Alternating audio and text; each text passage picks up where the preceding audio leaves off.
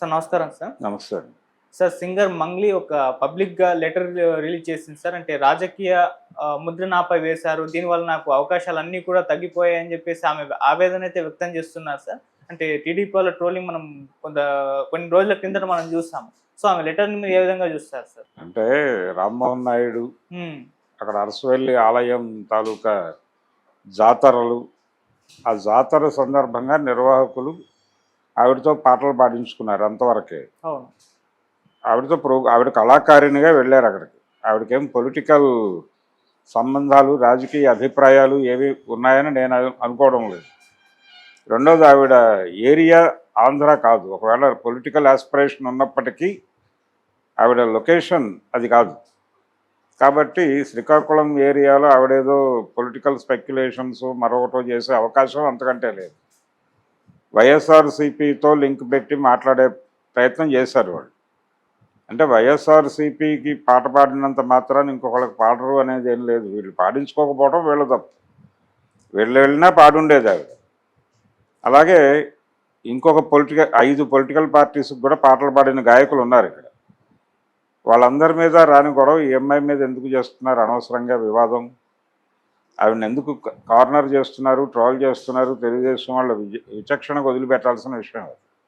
అది కరెక్ట్ కాదు. అలా టార్గెట్ చేసి ట్రోల్ చేయటం అనేది గతంలో కూడా చాలామంది గాయకులు అనేక పద్ధతుల్లో పాడేవాళ్ళు. వేరు పార్టీలుగా పాడిన వాళ్ళు చాలామంది ఉన్నారు. మొన్న బీఆర్ఎస్కి, కాంగ్రెస్కి అందరికీ పాడిన గాయకులు అందరూ ఆ పార్టీ అభిప్రాయాలు నచ్చి పాడుతున్నారు. ఎవరో ఒక మ్యూజిక్ డైరెక్టర్తో కాంట్రాక్ట్ పెట్టుకుంటారు. ఆ మ్యూజిక్ డైరెక్టర్ గారు ఇన్ని పాటలు రాసే వాళ్ళకు కూడా కమిట్మెంట్ ఉండదు. పాటలు ఎలక్షన్ సాంగ్స్ రాసేటువంటి రచయితలకు కూడా కమిట్మెంట్ ఉండదు. ఒకే రచయిత ఈ పార్టీకి ఆ పార్టీకి కూడా పాటలు రాసిన సందర్భాలు అనేకం ఉన్నాయి. ఇది ఈ రోజున కాదు, చాలా కాలంగా అసలు ఎన్నికల ప్రక్రియ మొదలైన నాటి నుంచి నడుస్తున్న గొడవే. ఎస్పి బాలసుబ్రహ్మణ్యం గారు తెలుగుదేశం పార్టీకి పాడేవారు. అంత మాత్రం చేత కాంగ్రెస్ పార్టీ వాళ్ళు ఆయనేం దూరం పెట్టలేదు కదా. బాలసుబ్రహ్మణ్యాన్ని ఎప్పుడు స్టాంప్ వేయలేదు. కాకపోతే కృష్ణ గారు బాలసుబ్రహ్మణ్యానికి మధ్య వచ్చినటువంటి వివాదం, ఆయన రాజ్ సీతారాంతో పాడించుకోవటానికి పొలిటికల్ రీజన్ కూడా ఉందా అనే ఒక స్పెక్యులేటివ్ స్టోరీ వచ్చింది. కానీ అది కాదు విషయం. అది ఆర్థిక లావాదేవీ. వాళ్ళిద్దరి మధ్య ఒక ఆర్థిక లావాదేవీ బెడిసి కొంతకాలం గ్యాప్ వచ్చింది వాళ్ళ మధ్య. అంతే తప్ప అందులో కూడా రాజకీయం లేదు. ఆయన కాంగ్రెస్ పార్టీ వాడు, ఈయన తెలుగుదేశానికి పాటలు పాడుతున్నాడని ఆయనకు అవకాశాలు ఇవ్వడం మానేశాడు కృష్ణ అని అనేవాళ్ళు. కానీ అది వాస్తవం కాదు. అలా జరగలేదు. అలా ఎప్పుడూ ఎవరి విషయంలోనూ జరగలేదు. కానీ మంగ్లీ విషయంలో ఎందుకు చేస్తున్నారు అనేది ప్రశ్న. రెండోది, ఆవిడ ఏరియా కాని ప్రాంతంలో ఆవిడని ఎందుకు టార్గెట్ చేస్తున్నారు? ఆవిడ చాలా స్పష్టంగా శ్రీకాకుళంలో వచ్చే జన్మంటూ ఉంటే ఇక్కడ పుట్టాలనుకుంటున్నాను అంది ఆవిడ.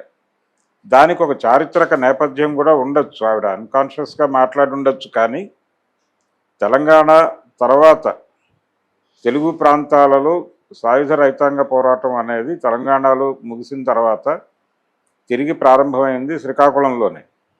అదొక లింక్ ఉంది ఆవిడ స్టేట్మెంట్లో. ఆవిడ ఆ కాన్షియస్లో మాట్లాడిందని నేను అనుకోను. కానీ అది తెలిసిన వాళ్ళకి ఆ లింక్ అర్థమవుతుంది.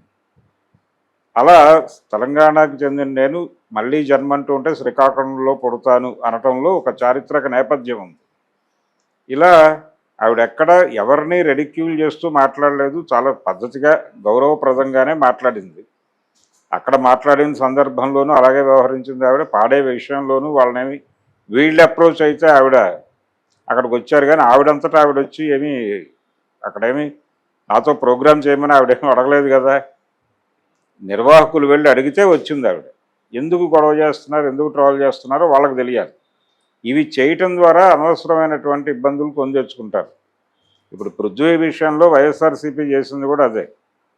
పృథ్వీని టార్గెట్ చేస్తూ పృథ్వీ ఇలా మాట్లాడటం సరైన పద్ధతి కాదు, మా ఓట్ బ్యాంక్ ఎంత ఉంది, మా ప్రేక్షకులు అందరూ కూడా ఈ సినిమాని చూడరు, మేము అలా ఆర్గనైజ్ చేయగలం అని చెప్పి పృథ్వీ సారీ చెప్పకపోతే అతను నటించిన ప్రతి సినిమాకి వ్యతిరేకంగా మేము ప్రచారం చేస్తాం అని ఒక స్పోక్స్ పర్సన్ వచ్చి మీడియా ముందు మాట్లాడితే అయిపోయేదానికి ఎందుకు ట్రోల్ చేయాలి? సినిమాని బ్యాడ్ చేయటం ఎందుకు? లైలాని ఆ సినిమాలో కంటెంట్ లేదు, అది ఫ్లాప్ అయింది, అది వేరే గొడవ.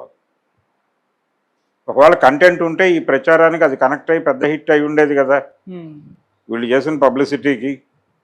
గతంలో బ్రో విషయంలోనూ జరిగింది అదే. వైసీపీ నుంచి ఆయన రోజుకు ఒక ప్రెస్ మీట్ పెట్టి మాట్లాడేవాడు అనవసరంగా. ఆ సినిమాకి ఏదో ప్లస్ అవుతుందేమో అనే తాపత్రయంతో మాట్లాడుతున్నాడు అయితే అనిపించే లెవెల్లో మాట్లాడాడు. అలా ఇప్పుడు మంగ్లీని టార్గెట్ చేయటం, అది పృథ్వీని టార్గెట్ చేయటంలో కొంత అర్థం ఉంది. అతను మాట్లాడాడు, వీళ్ళు టార్గెట్ చేశారు. అయితే అక్కడ అన్వాంటెడ్ వ్యవహారం ఏంటంటే సినిమాని డిస్టర్బ్ చేయాలని ట్రై చేయటం. అంటే బాయ్కాట్ లైలా అనేది ట్రెండ్ చేయటం అనే దగ్గర ఇబ్బందికరంగా తయారైంది వాళ్ళ పరిస్థితి. ఇక్కడ పరిస్థితి అది కాదు. ఇక్కడ ఆవిడ మీ గురించి ఏమీ మాట్లాడలేదు, వ్యతిరేకంగా ఆవిడ ఎప్పుడు ఏ రకమైన ప్రకటనలు చేసిన మనిషి కాదు, పైగా పొలిటికల్ రంగంలో లేదు. ఆవిడ జస్ట్ కళాకారిణిగా వాళ్ళు అప్రోచ్ అయ్యారు, వాళ్ళకి పాటలు పాడారు. మీరు అప్రోచ్ అయితే మీకు పాడేవారు. ఎవరు అప్రోచ్ అయినా, కమ్యూనిస్ట్ పార్టీల వాళ్ళు అప్రోచ్ అయినా ఆవిడ పాడుతుంది. ఆవిడ భక్తి గీతాలు కూడా ఆలపిస్తున్నారు. ఆ భక్తి గీతాలు ఆలపిస్తున్న సందర్భంగా ఈ దేవుడితో ఆవిడకి అఫిలియేషను, ఇంకో దేవుడితో కయ్యము ఉన్నాయని అనుకోలేము. ఎవరు వెళ్ళినా ఆవిడ ఒక కళాకారిణి మాత్రమే. వారి దగ్గరికి ఏ సాహిత్యం పట్టుకెళ్ళినా ఆవిడకి నచ్చితే, అంటే ఆ కంటెంట్లో ఇబ్బందికరమైనటువంటి సాహిత్యం లేకపోతే ఆవిడ పాడుతుంది, అంతవరకే. అనవసరంగా ఎందుకు ఆవిడని టార్గెట్ చేయడం ద్వారా వీళ్ళు బ్యాడ్ అవుతారు. అది బ్యాడ్ కల్చర్. అంటే ట్రోల్ చేస్తాం, ట్రోల్ సైన్యంగా మేము ఉన్నాం కాబట్టి రోజుకో కంటెంట్ వెతికి మేము దాడి చేస్తాం అంటే కనుక ఈ విషయం ప్రజలకు అర్థమైపోతూనే ఉంటుంది. ఇప్పుడు ఆవిడ లెటర్ చాలామందిని ఇన్స్పైర్ చేస్తుంది కదా. ఇలా ఎంఐని టార్గెట్ చేస్తున్నారు అనేది అర్థమైతే వాళ్ళు చేసే ప్రతి ట్రోల్ వెనకాల పరమార్థం ఉంది, వీళ్ళ పరమోద్దేశం ఏదో ఉంది, వీళ్ళ హిడెన్ ఎజెండా ప్రకారం చేస్తున్నారు అని ప్రజలు అనుకుంటారు కదా. అందుకని అది పార్టీ మీద ప్రభావం చూపిస్తుంది, పార్టీ వ్యవహార శైలి మీద ప్రభావం చూపిస్తుంది. గతంలో ఒక కల్చర్ ఉన్నటువంటి పార్టీ అది. కాంగ్రెస్ పార్టీకి అనుకూలంగా ఉండేలాగా రామారావు గారిని టార్గెట్ చేస్తూ అనేక సినిమాలు తీశాడు కృష్ణ గారు. తీసిన తర్వాత తెలుగు వీరులెవరా సినిమాకి క్లాప్ కొట్టడానికి మీరు రావాలి అని అడిగాడు కృష్ణరెడ్డి. అన్ని సినిమాలు తీసిన తర్వాత కూడా ఆయన వచ్చాడు. ఆయన వచ్చి క్లాప్ కొట్టాడు ఆ సినిమాకి. తెలుగు వీరులెవరా ఆయన 300వ సినిమా కృష్ణకి. ఆ 300వ సినిమా ఒక మార్క్ ఉండాలి అనే ఉద్దేశంతో రామారావు గారితో కొట్టించాడు. ఆయన ఏమి ఇబ్బంది పడలా, నువ్వు నాకు వ్యతిరేకంగా సినిమాలు తీసావని మాట్లాడలేదు, వచ్చి క్లాప్ కొట్టి వెళ్ళాడు బాధ్యతగా. అంతకుముందు ఒక పెళ్లిలో కనిపించినప్పుడు కూడా వాళ్ళని అడిగాడు ఆయన, నా మీద సినిమాలు తీస్తున్నారు, డబ్బులు ఏమన్నా వస్తున్నాయి, అనవసరంగా నష్టపోకండి అని చెప్పాడు సలహా. అటువంటి పార్టీ నుంచి ఇలాంటివి జరగటం, పైగా తన్ని తిడుతూ అవతల వాళ్ళు రాస్తే వాళ్ళ క్షేమం గురించి ఆలోచించాడు. అనవసరంగా డబ్బులు నష్టపోకండి అని చెప్పాడు. ఇది నేను చెప్పడం కాదు, విజయ నిర్మల్ గారే ఒక ఇంటర్వ్యూలో స్వయంగా చెప్పారు ఆవిడ, అది లైవ్లోనే ఉంది. అటువంటి కల్చర్ ఉన్నటువంటి ఈవెన్ కోట శ్రీనివాసరావు గారు, ఆయన్ని మండలాధీశుడు క్యారెక్టర్ చేసినందుకు రామారావు గారి అభిమానులు కొట్టే ప్రయత్నం చేశారు, కొట్టారు కూడా విజయవాడ స్టేషన్లో. కానీ రామారావు గారి దగ్గరికి ఈ విషయం పట్టుకెళ్ళినప్పుడు ఆయన ఒక కళాకారుడిగా నువ్వు ఏమైనా చేస్తావు, నీ దగ్గరకు వచ్చిన పాత్రకి నువ్వు న్యాయం చేసావా లేదా అన్నదే. అంతకు మించి నీకేవో పొలిటికల్ మోటివ్స్ ఉన్నాయని ప్రపంచం అనుకోవడం తప్పు అన్నాడు ఆయన. అది కదా, అది ఓపెన్గా కోటగారే చెప్పాడు. అది ఆ వారసత్వంలో వచ్చిన పార్టీ ఇలా తయారవడం దరిద్రం కదా అది. అందుకని తెలుగుదేశం పార్టీ నిజానికి ఏమాత్రం వాళ్ళకి సెన్స్ ఉన్నా సారీ చెప్పాలి అమ్మాయికి. ఆ లెటర్ రాసినందుకు ఇలాంటి ట్రోల్స్ మా వైపు నుంచి జరిగి ఉంటే సారీ అని చెప్పాలి. చెప్పకపోతే ఆ కల్చర్ కూడా లేదు వాళ్ళకి అనుకోవాల్సి వస్తుంది. ఓకే.